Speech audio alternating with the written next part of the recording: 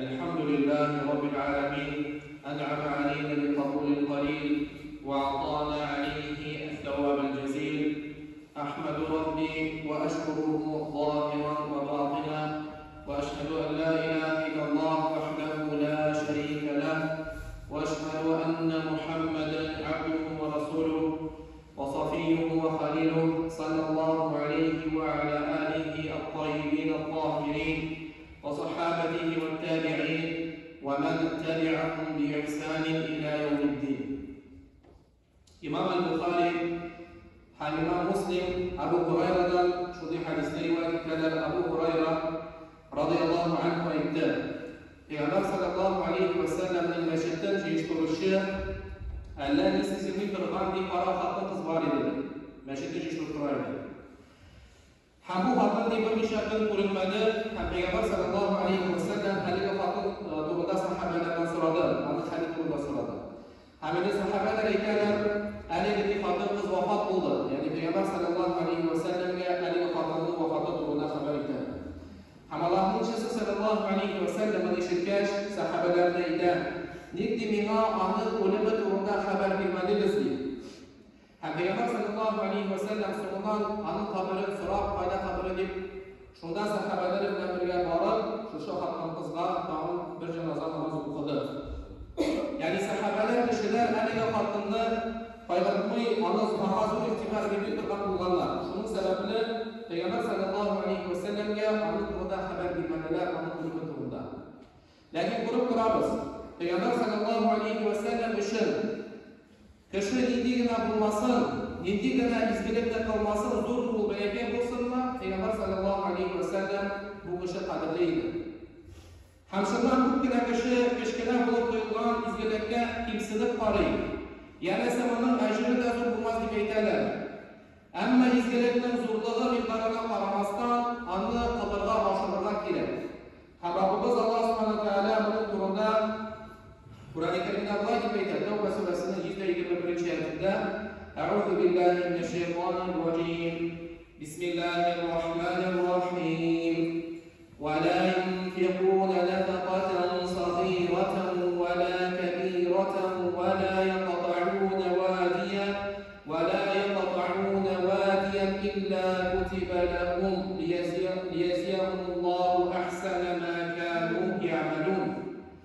Allah rızalığı için nindigene sadaka bilseler de kub ve ezme bulsun diyor. Hem Allah yolunda bir şükür almışırsalar bunlar için de Allah'a sevap yazılır diye. Allah Teala Allah'a kılgan amellerine kubrek ecir sevap yüzü düşündü. Hem de başka surede Zelzele suresinde Allah Teala gibi eyler فَمَنْ يَعْمَلْ مِثْقَالَ ذَرَّةٍ خَيْرًا يَرَهُ وَمَنْ يَعْمَلْ مِثْقَالَ ذَرَّةٍ شَرًّا يَرَهُ. Birov deyil, tuzan bir türlü hatlı deyil, kişkine bulsa da, yaxşılık işlese deyil, yaxşılık kılgan bulsa, anın deyil, cazasın deyil, ecir savabını deyil, görür deyil. Kıyamet gününde Allah Teala onu müsatir, düşüp kalmaz deyil. Hamşulay kilisinçe birov deyil, tuzan bir türlü hatlı deyil, günah işlese anın da cazasın deyil, yani günahın cazasın deyil, kıyamet gününde görür Allah subhanahu teala müsatir. Hem Peygamber sallallahu aleyhi ve sellem uzunun bir hadisinde böyle deyildi. La tahqiranna minel ma'rufi şey'a وَلَوْ أَنْ تَلْقَى أَخَاكَ بِوَجْهِ طَلْقٍ. Bir izli amellerde kimsenin paramağız değil. Hatta kardeşini aşık yüz bilen karşı alığa da değil. Hadisten anlaşılmışa izgilikten bir meselede tübet paramazka girer. Kirisince her bir izgilik bizim için kadirli hem mühim olup durar. Belki bir kişine izgilik sebebiyle Allah subhanahu teala'nın rahmetine erişiriz, hem cennette bulup uyarız inşallah. Hatta kardeşine yılmayı, Allah aşık yüz bilen karşı alıda izli amellerden sanılayken, bu iş kardeşini yılmayı, aşık yüz bilen karşı alıda Bunda her birimiz için Allah'ız, değil mi? Yılmayı da istiyor. Lakin şu an paramazdan anlık işinde derse ecir sevap yazılar. Hem biz bunu unutup uyarız, hem şu an burada kıpkıdan ecir sevaplardan mahrum kalamız. Muhterem cemaat, niçin Allah'ın sallallahu aleyhi ve sellem sahabelerin bir yüzü amellerle kimse ikisini qaramasdan ündədi. Çünki adam balası hər günü izgilib qılırğa muhtaç, tiyişli. Bunun turunda Peygamber sallallahu aleyhi ve sellem aytdı. Abu Zar'dan getirilən hadis, Allah'ın cisi aytdı.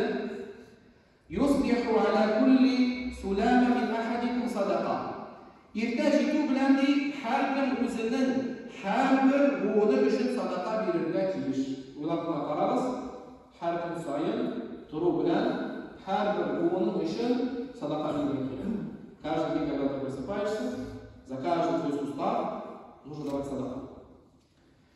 Peygamber aleyhisselam aytdı: "Fakulu tasbihatin sadaqa, ve kullu tahmidatin sadaqa, ve kullu tahlilatin sadaqa, ve kullu takbiratin sadaqa."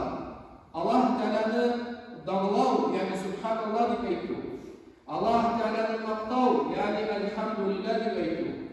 Allah Teala'dan başqa ilah yo'q deb aytdi. La ilaha illallah deb aytdi. Bular barasida da sadaqa deydi. Ham Allah Teala'ni buyuklav, Allahu akbar deb aytdi. Şular bir sadaqa. Sonra Allah'ın kişisi devam edip aytdi: "Ve emrun bil ma'ruf sadaqa ve nehyun 'anil munkar sadaqa."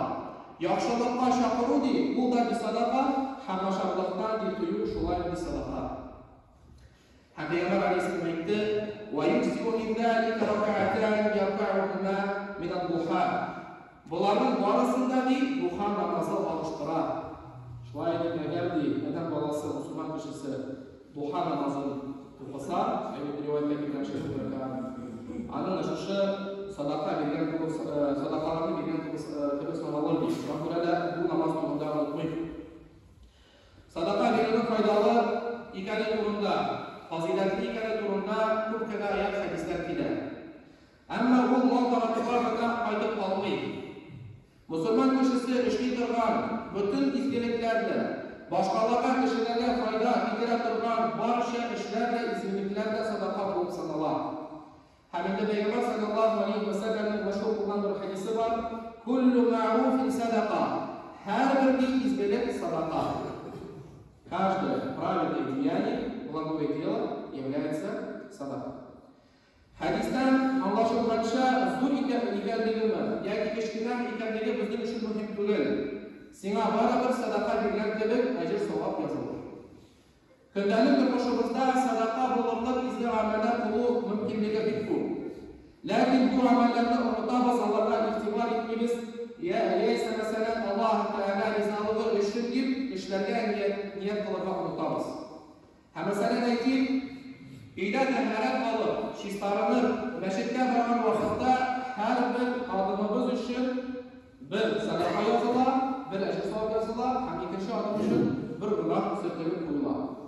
Bargan yo'limizda kishilarga yurilgan tomoshabin turgan shutni olib qo'yilgan uchun ajr savob yoziladi. Kishilarga yaxshi so'z so'zlav, kishilarga yilmayu, xotining bilan, bolalaring bilan, do'stlaring bilan, tubanlaring bilan yaxshi so'z so'zlav, ular bilan yaxshi munosabatda bo'lib, uning shunda narsa albatta ajr savob yoziladi. Masjidlarimizga kelib, masjidlarimizga yordam etu, shulay sadaqa bo'lib yoziladi. İmam Buxoriy shunday hadisda rivoyat etdi, Allohning Rasul sallallohu alayhi va sallam bunday deb aytdi: "Ikki kishini tatulashtiruv, ya'ni ikki talashgan kishini do'stlashtiruv sadaqadir. Kishiga hayvon ustida bilganda yoki uning kirib, yorog'in tuyaga bo'lishuv, shulay bir sadaqa. Buni kundagi masalan ko'rib turasiz, kishi mashinalar yurib turar, qanday qilmaydi, kelib yordam et, ana shunda senga narsa ajr savob yoziladi. Şulay deb yaxshi so'z aytib sadaqa. Namozga yo'nalgan har odamni adam sayin sadaqa deydi. Yo'ldan kishilarga zararli narsalarni olib qo'ydik, shulay deb sadaqa.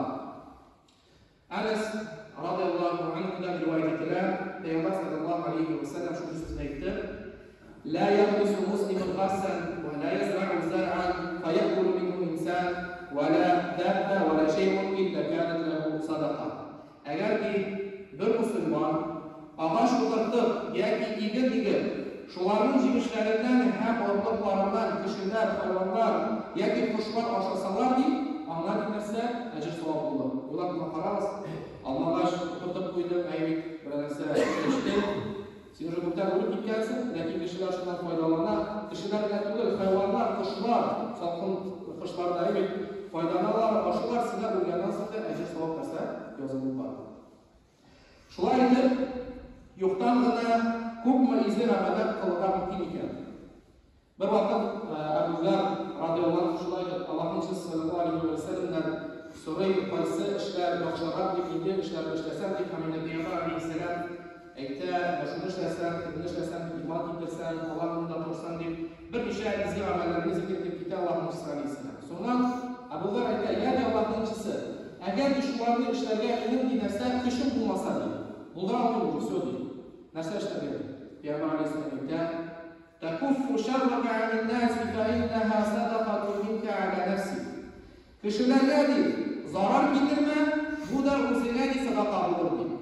Shundan da ko'pgina kishilarga agar Alloh tillarini qo'yib, не нужно, если не будут пазить, да, намного больше будет пользы, ему за это наград залишится. Шайб. Шакурада bunun durumda şulay olarlar o'tmaydi. Ham musulmon kishisi har vaqt o'zini hisob qilib aytish.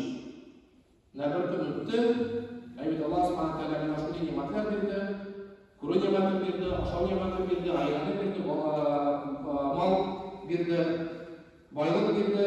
Nashushi Alloh taolo bergan ne'matlar uchun bugun shukr etib, iznomalar qildi. Şunlarda her vakit bunlara çizimiz. Bugün günde, ertege aylar insan, Allah'ın Teala ertege günü sorarsa, Allah başına varsa, min eser ve yok. Her vakit özümüzden derse, hesap kılırlar çizimiz.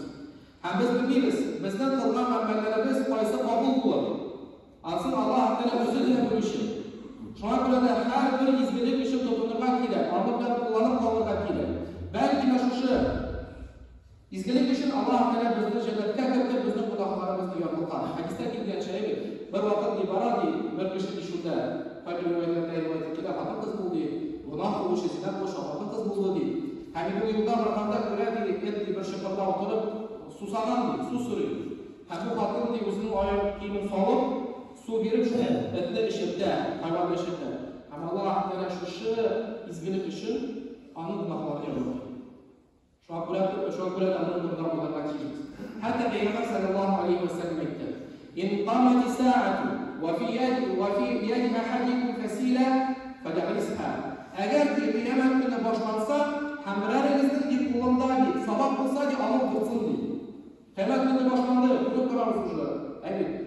Ularga kelayotgan. Shunda da bilasa agar qulondadi sabab bo'lsadi amr bo'lsindi. Ham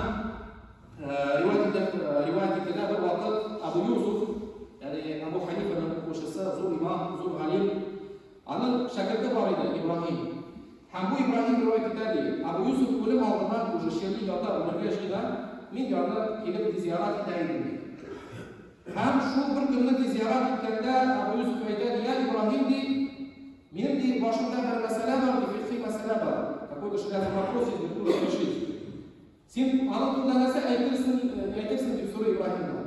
Hem İbrahim şapkada. Ya bu Yusuf diye. Hem şurada halde de sen bunun turunda oynayısın diye. Bunlar gerçekten nasıl? Kişiler mutlu halde de onun turunda oynayın. Ama bu Yusuf ayda nasıl diyor ki, anın bir nida zararı yok. Belki de şu ilim bilen, şu fikri meselelerle bir fayda alır. Hem kıymetli deminden bu meseleyi yardım edir. Hem İbrahim ayda bu meseleni zikretti, Allah nişigetti. Bahaslaştılar bu meselede. Hani İbrahim şartlarında işitten işit Abu Yusuf kışkırıp öldü. Şayet mi? Şu an burada durup duramaz. Bizden alimlerimiz